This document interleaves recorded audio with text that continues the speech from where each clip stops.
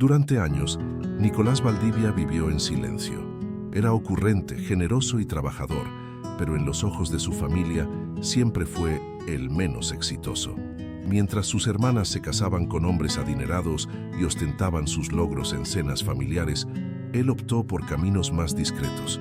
Fundó una pequeña empresa de mantenimiento naval en Cartagena, que con el tiempo se convirtió en un imperio silencioso. Jamás alardeó de su éxito. Para todos, seguía siendo el solterón que arregla cosas. Punto de quiebre fue oír a su cuñado Javier reír con desdén cuando lo vio llegar en una camioneta modesta. ¿Viniste a reparar algo o solo a saludar?, le soltó una vez, delante de todos, durante la cena de Navidad. Nicolás sonrió. Esa noche supo que jamás sería visto por él como un igual. No importaba cuánto tuviera en el banco. Decidió cortar lazos y durante 5 años desapareció de todas las reuniones familiares. Pero un día, su hermana mayor, Estela, lo llamó. Su hija, la sobrina que Nicolás más amaba, cumpliría 15 años. Había reservado un yate para la fiesta e insistía que él viniera. Será importante para ella, dijo. Y aunque parte de él se negaba, su corazón recordó los cumpleaños compartidos, las cartas infantiles, las risas. Nicolás aceptó. No dijo que el yate elegido para o evento, o Melhor Marina de Cartagena, pertenecía a él. Tampoco dijo que su empresa sería responsable por toda la logística do evento. Al llegar al muelle, Nicolás vestía simple: jeans, camisa, azul clara y zapatos náuticos. Algunos invitados lo miraban sin disimulo. ¿Y ese quién es?, murmuró una señora, pensando que era parte del staff. Él no corrigió a nadie. Su sobrina lo abrazó con fuerza. «Tío, gracias por venir. No sabes cuánto te extrañé». Eso fue suficiente. El resto podía pensar lo que quisiera. ¿Te has sentido alguna vez como Nico, invisible pero con tanto por dar? Comenta abajo. Dinos desde dónde nos ves y qué hora es. Comparte esta historia si tú también sabes que el silencio no significa debilidad. A lo largo del evento, Nicolás se mantuvo al margen. Observaba la alegría de los adolescentes, la música alta, las luces reflejándose en el agua. Evitaba las miradas de Javier, quien parecía más ocupado en posar para las fotos que en disfrutar la celebración de su hija. La tensión era sutil pero palpable.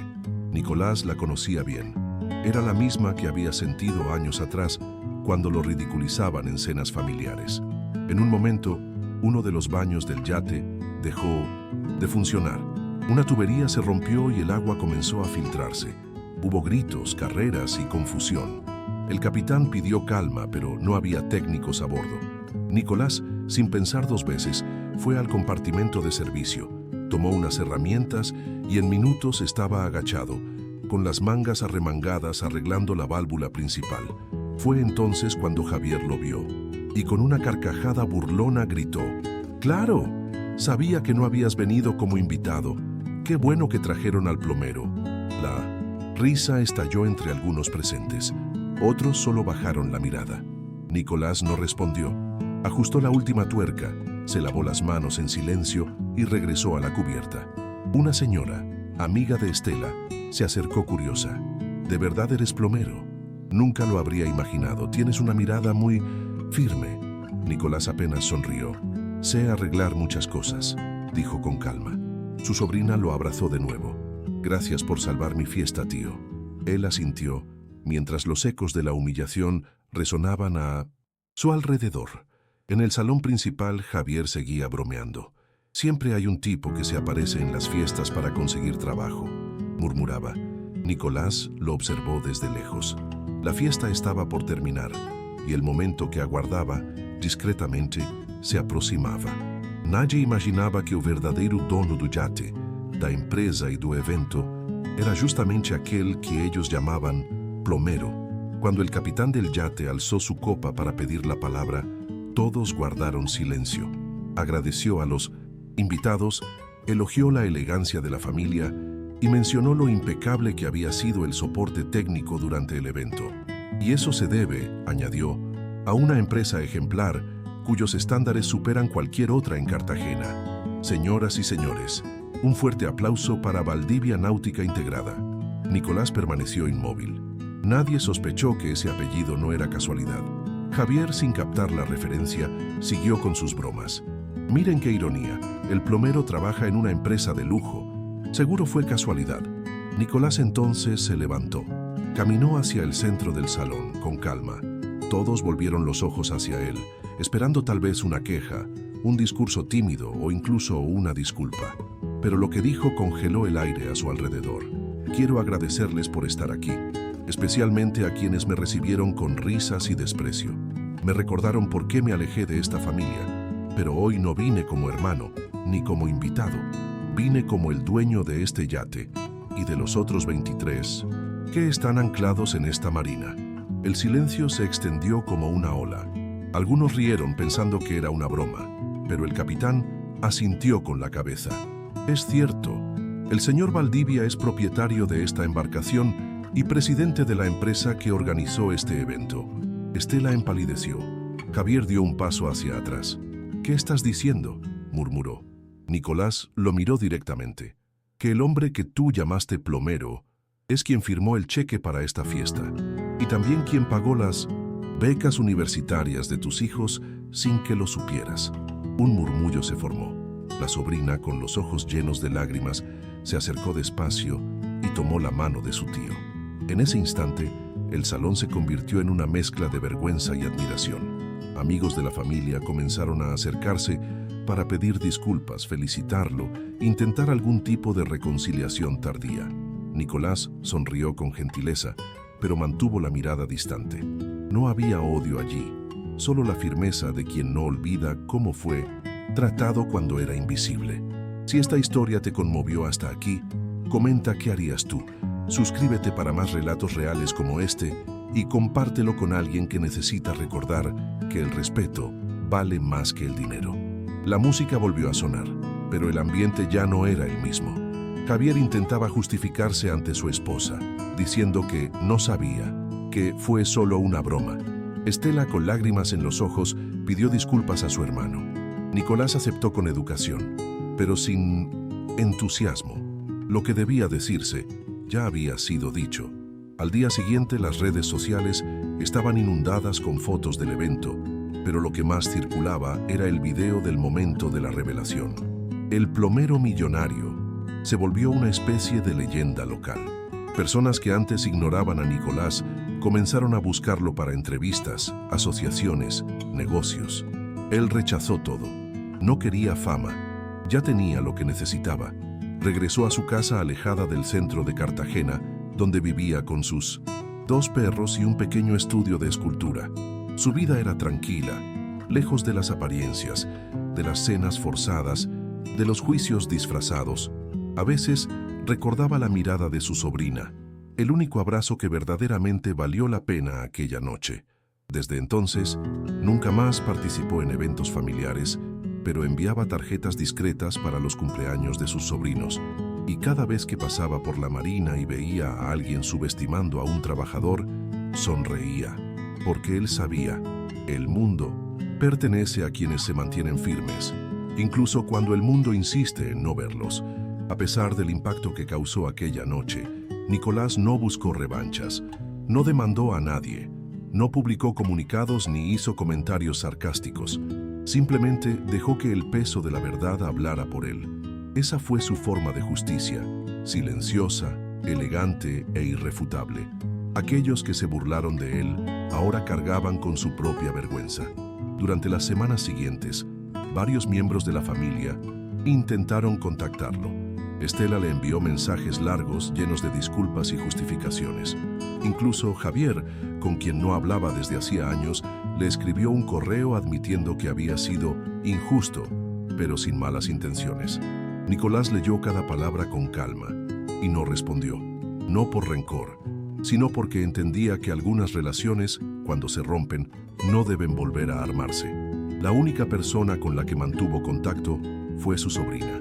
Ella, con la inocencia intacta, le escribía con frecuencia. Le contaba sobre la escuela, sus sueños de estudiar arquitectura naval y le pedía consejos sobre libros o proyectos. Nicolás se convirtió en su mentor silencioso, enviándole materiales, planos y hasta maquetas de embarcaciones clásicas. Era la única conexión familiar que aún le daba sentido. Una tarde, mientras caminaba por el muelle, escuchó a un joven gritarle a un empleado de limpieza: «Haz tu trabajo y cállate, para eso te pagan». Nicolás se detuvo, observó la escena, se acercó y con voz firme le dijo al muchacho: «Ese hombre probablemente trabaja más duro en un día que tú en un mes. Aprende a mirar a la gente a los ojos antes de juzgarla». El joven, atónito, se alejó sin decir palabra. El empleado lo miró agradecido. Nicolás solo le dio una palmada en el hombro y siguió caminando. Esa noche, frente al mar, pensó en su padre, un viejo pescador que le había enseñado a respetar cada oficio, cada herramienta y cada gota de sudor. «Nunca te avergüences de ensuciarte las manos, hijo. Lo que ensucia el alma es el desprecio, no el trabajo». Esas palabras habían sido su brújula durante toda su vida, y ahora, más que nunca, sentía que debía transmitirlas. Fue entonces que decidió fundar un pequeño instituto técnico en las afueras de Cartagena. Lo llamó Manos Limpias. Ofrecía cursos gratuitos de mecánica naval, plomería avanzada, carpintería marítima y navegación. Pero más allá de las habilidades, lo que realmente se enseñaba allí era dignidad. Cada alumno salía con la frente en alto y un mensaje grabado en madera sobre la puerta: «Lo que importa no es lo que haces, sino cómo lo haces». En poco tiempo, el instituto se volvió referencia en la región. Empresas locales contrataban a sus egresados sin dudar. Varios exalumnos volvieron años después para donar equipos, materiales o simplemente contar sus historias.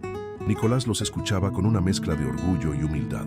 Nunca se presentó como fundador en público. Prefería quedarse detrás del telón, observando el impacto silencioso de sus acciones. Una mañana, recibió una carta manuscrita. Era de Javier. Le decía que había perdido su empleo, que su matrimonio estaba al borde del colapso y que no sabía cómo reconstruir su vida. Al final de la hoja, con letra temblorosa, escribió: «Ahora entiendo lo que significa el respeto. Perdón». Nicolás guardó la carta en una caja de madera junto a otras memorias. No respondió, pero en silencio le deseó paz. La sobrina de Nicolás fue la primera de su familia en graduarse con honores en ingeniería naval. Su proyecto final fue un yate ecológico inspirado en la tradición pesquera de su abuelo. Cuando recibió su diploma, dedicó su logro a «Mi tío Nicolás, quien me enseñó a ver más allá de los títulos y a creer en el poder del silencio». Aquel día, Nicolás no contuvo las lágrimas. Después de la ceremonia, Nicolás y su sobrina se sentaron frente al mar en un pequeño muelle de madera que él mismo había restaurado años atrás. El atardecer pintaba el cielo con tonos naranjas y rosados, y por un momento el mundo pareció detenerse. Ella le tomó la mano y le dijo: «Tú no solo me salvaste la fiesta, me enseñaste a no dejar que otros definan mi valor». Nicolás no dijo nada, solo sonrió con el corazón lleno. Los años pasaron, pero aquella noche en el yate nunca fue olvidada por quienes estuvieron presentes. La historia del plomero millonario se convirtió en leyenda local, contada en reuniones, bares y hasta en escuelas, como un ejemplo de humildad, justicia silenciosa y dignidad personal. Lo que comenzó como una humillación terminó siendo una lección para una comunidad entera. Javier, por su parte, desapareció de la vida pública. Tras el escándalo, perdió varios contratos empresariales y fue reemplazado en la compañía en la que trabajaba. Estela, aunque avergonzada, continuó reconstruyendo su vínculo con la hija. A veces escribía a Nicolás, enviando saludos cordiales y fotos familiares. Él las recibía con respeto, pero no buscaba reanudar vínculos rotos por el desprecio. Lo que Nicolás entendió con el tiempo es que no todos los que piden perdón están dispuestos a cambiar, y que el verdadero perdón no requiere reconciliación, sino libertad. Él había perdonado, sí, pero eligió seguir su camino sin cargar con la toxicidad de quienes lo habían menospreciado por años. El instituto Manos Limpias siguió creciendo. Comenzó a recibir alumnos de otras ciudades e incluso países vecinos. La comunidad lo reconocía como un espacio de transformación real, no solo profesional, sino humana. Algunos egresados compartían que antes de entrar allí sentían vergüenza por sus orígenes humildes, pero tras formarse salían con la cabeza en alto, sabiendo que su oficio era tan digno como cualquier otro. Nicolás invertía personalmente en cada mejora del instituto. Compraba herramientas de última generación, traía instructores de renombre y, sobre todo, escuchaba las historias de cada nuevo alumno. Para él, cada joven que cruzaba esa puerta era una oportunidad para romper un ciclo de desprecio social. Nunca volvió a permitir que lo definieran por su ropa o por lo que otros pensaran que era. En un aniversario del instituto, un joven egresado pidió la palabra. Yo llegué aquí creyendo que solo iba a aprender a arreglar motores, pero me enseñaron a sostener la mirada, a no agachar la cabeza por ser pobre, a entender que no hay trabajo pequeño cuando se hace con amor. El aplauso fue tan largo que Nicolás tuvo que salir a agradecer. Aquel día por primera vez subió al escenario. Con voz pausada y los ojos brillando, dijo: «Cuando era joven, me llamaron muchas cosas, inútil, fracasado, plomero, pero nunca permití que esas palabras enterraran quien realmente era. Lo que me salvó no fue el dinero, fue no olvidar quién era mi padre y quién quería ser para los demás». La sala entera se puso de pie. Algunos lloraban en silencio. Esa noche, sentado solo en su estudio, Nicolás abrió una vieja caja de recuerdos. Dentro estaban las cartas de su sobrina, la primera herramienta que compró con sus ahorros y una foto con su padre, ambos sonrientes en un bote destartalado. Miró la imagen durante largos minutos y luego, con manos temblorosas, colocó la foto en un marco nuevo sobre su escritorio. Ya no era el plomero a los ojos del mundo. Era un hombre que había decidido no vengarse, sino trascender, que eligió la acción silenciosa por encima del grito, que construyó no un imperio, sino una comunidad, y que, sin buscarlo, dejó una marca imborrable en todos los que alguna vez lo subestimaron. Una mañana cualquiera, mientras Nicolás regaba las plantas de su jardín, recibió la visita de una joven periodista. Había escuchado sobre el instituto y quería entrevistarlo. Él, como de costumbre, rechazó educadamente, pero la chica insistió: «No quiero hablar del millonario, quiero hablar del hombre que cambió tantas vidas sin decir una palabra». Algo en esa frase lo tocó. La invitó a pasar. Durante la entrevista, Nicolás compartió anécdotas de su infancia, habló de su padre pescador y de cómo aprendió a usar una llave inglesa antes que una pluma. Contó también que había llorado muchas veces en silencio, no por lo que le decían, sino por lo que él mismo se llegó a creer. Uno termina creyendo que es basura cuando todos te lo repiten, pero basta una decisión para romper ese eco. La nota fue publicada una semana después, bajo el título «El plomero que construyó un legado». No mostraba su rostro, solo una silueta frente al mar y una frase destacada. No quería ser admirado, solo quería dejar el mundo mejor que como lo encontré.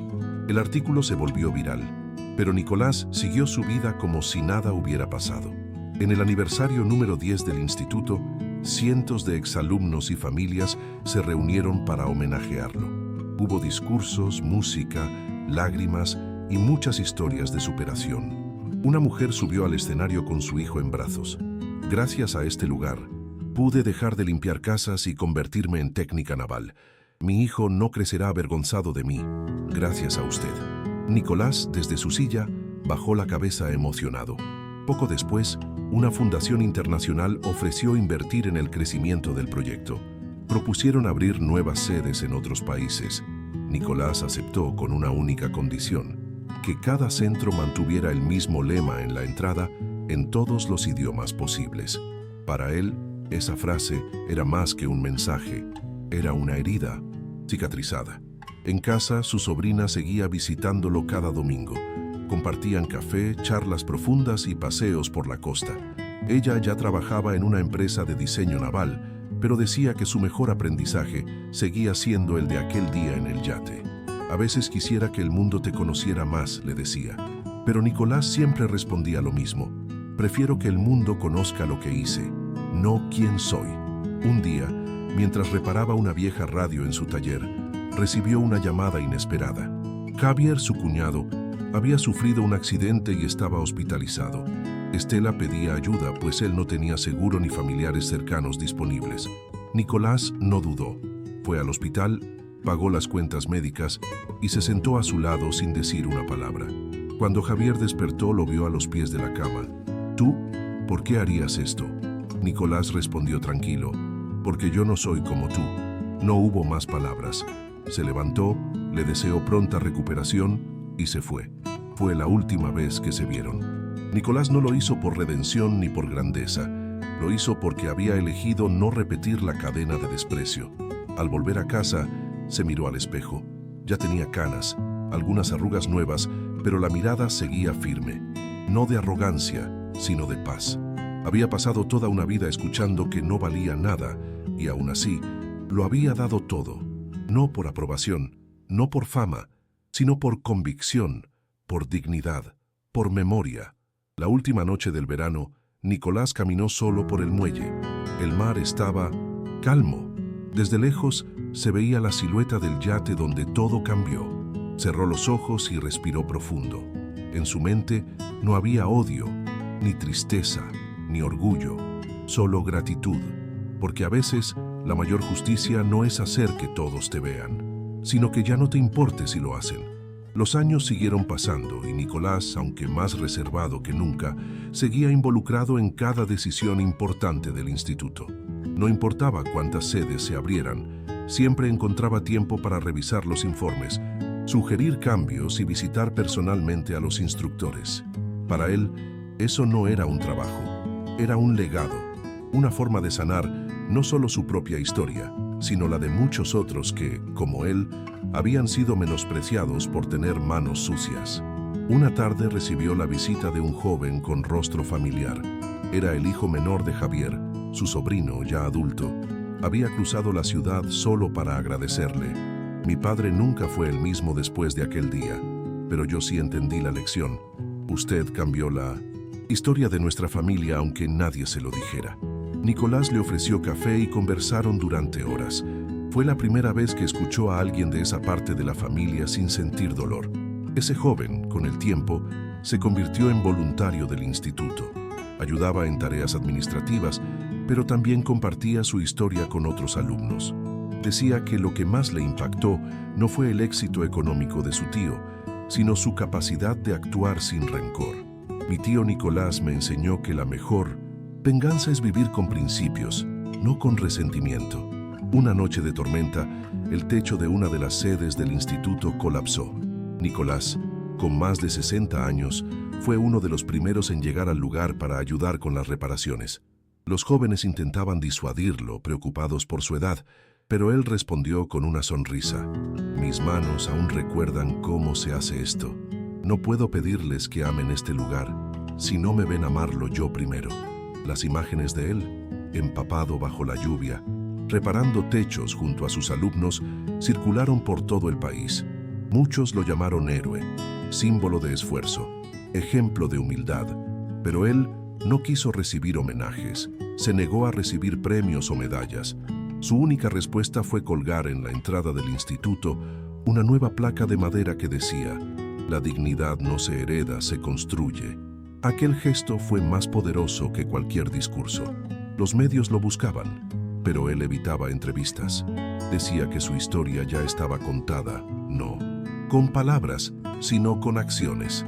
Y cada nuevo alumno que cruzaba esa puerta confirmaba que su misión seguía viva, incluso cuando el mundo ya lo había olvidado como figura pública. Un día, la sobrina de Nicolás, ya madre de 2 niñas, lo invitó a almorzar con su familia. En la mesa, una de las niñas, de apenas 6 años, le preguntó: ¿Tú eras plomero, abuelo? Nicolás se rió con ternura. Sí, y lo seguiría siendo si hiciera falta. La niña aplaudió. Yo también quiero ser plomera y arreglar cosas cuando sea grande. Fue uno de los momentos más felices de su vida. Ese almuerzo se convirtió en ritual mensual. Las niñas lo adoraban, y para ellas su historia no era la de un millonario, sino la de un hombre que hacía cosas importantes con sus manos. Nicolás entendió entonces que el verdadero legado no era el instituto, ni los yates, ni los titulares virales. Eran esas pequeñas semillas que había sembrado en cada mirada inocente. Con el paso del tiempo, su salud comenzó a decaer, pero nunca dejó de caminar por el muelle cada mañana, de revisar los talleres, de sentarse en su banco favorito frente al mar. Sabía que su ciclo se acercaba al final, pero no tenía miedo. Había vivido como quiso, había amado con profundidad y había transformado dolor en propósito. En sus últimos días dejó una carta guardada en el escritorio del instituto. No tenía destinatario. Decía simplemente: si llegaste hasta aquí, quizás también pensaron que no eras suficiente. Pero mírame, las palabras duelen, sí, pero no definen. Que el mundo no crea en ti solo significa que tendrás que hacerlo tú primero. Y eso, créeme, vale la pena. El día en que Nicolás Valdivia partió, no hubo avisos públicos, ni homenajes televisados, ni titulares sensacionalistas. Pero en el instituto Manos Limpias se colocó una vela encendida en cada taller. Los alumnos trabajaron en silencio, como si cada movimiento de sus manos fuera una oración. Afuera, el viento del mar soplaba suave, como si también despidiera de él. Su sobrina organizó una pequeña ceremonia junto al mar. Asistieron antiguos alumnos, vecinos, pescadores, maestros, técnicos, jóvenes que ahora eran padres, madres, empresarios y también obreros. Ninguno vino por obligación. Todos vinieron porque, de alguna forma, Nicolás había cambiado sus vidas. Algunos lo llamaban mentor, otros simplemente el hombre que creyó en mí cuando nadie lo hizo. No hubo flores caras ni discursos largos, solo palabras sinceras, miradas húmedas y un profundo respeto que se sentía en el aire. Al final, su sobrina arrojó al mar una caja de madera con sus herramientas más antiguas, una réplica del primer yate que construyó en miniatura y una copia de la frase que tanto lo definía: lo que importa no es lo que haces, sino cómo lo haces. Aquel día, el cielo estuvo despejado, como si el universo también entendiera que alguien especial se había ido, pero no para siempre, porque su legado estaba en cada historia que brotaba de bocas humildes, en cada joven que entraba al instituto con la cabeza gacha y salía con los ojos brillando, en cada niña que soñaba con ser plomera sin sentir vergüenza. Con el tiempo, el instituto se convirtió en fundación internacional. En cada sede había una sala silenciosa con su nombre.